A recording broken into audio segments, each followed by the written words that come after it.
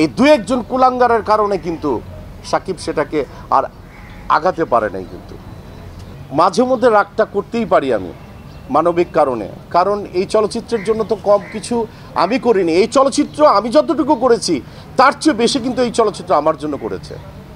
আমি অত্যন্ত মধ্যম পরিবারের ঘরে একটা ছেলে। আমি হয়তো এই চলচ্চিত্রে না হলে ছোটোখাটো একটা চাকরি করতাম, কারণ এমন না যে আমি সুপার কোনো গ্র্যাজুয়েশন কমপ্লিট করেছি। আমি অকপটে আমি স্বীকার করি। এবং আপনারা জানেন কিছু শিল্পী সমিতির পোস্টে কিছু আছে, কিছু কুলাঙ্গার, তাদেরকে আমি কুলাঙ্গার বলবো, যারা নাকি শিল্পী সমিতির দু একজন, আমি সবাইকে বলছি না, পার্টিকুলার দু একজন, সেই কুলাঙ্গারদের কারণে আমার প্রথম নির্বাচনে আমি যখন শিল্পী সমিতির নির্বাচন করি, এই মমতাজুর রহমান আকবর ভাই এখনও বেঁচে আছে, শামসুল আলম বেঁচে আছে, খসরু বেঁচে আছে, সবাই বেঁচে আছে। সাকিবের সাথে কি ঘটনা ঘটেছিল, আমি আমার বড় ছেলে ফরদিন তখন ছোট ছিল, আমার হাতটা চেপে ধরে বসে আছে, কান্না করতেছে, পারে তো একবার বমি করেছে। আমি তাকে থুয়ে কিন্তু কোথাও যেতে পারিনি। আপনারা জানেন আমি প্রচণ্ড রকমের সাহসী, ইনশাল্লাহ, আল্লাহর রহমতে। এবং কেস করেছে, সেই মামলাটা পর্যন্ত এই দু একজন কুলাঙ্গারের কারণে কিন্তু সাকিব সেটাকে আর আগাতে পারে নাই। কিন্তু আগাবার মতো কোনো অবস্থান তৈরি হয়নি। তারা কিন্তু যারা নাকি এই প্রভাবটা খাটিয়েছে অনেকেই কিন্তু এখন কারাবন্দী, আমি নাম বলবো না, কারাবন্দী।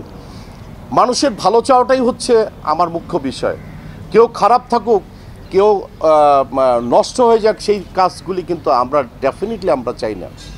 আমাদের মৌসুমি যখন শিল্পী সমিতি নির্বাচন করে তখনও কিন্তু যারা অনেকেই সাফাই গায়, যারা এখনও দু একজন শিল্পী সমিতির পোস্টে আছে, তারা সাফাই গায়, তারাও তো আমাদের ক্যাবিনেট করতে দেয়নি। যাই হোক, আমি কিছুদিন আগেও আমি বলেছিলাম এই শিল্পী সমিতির সদস্য হিসাবে আর থাকতে চাই না, ভাল লাগে না।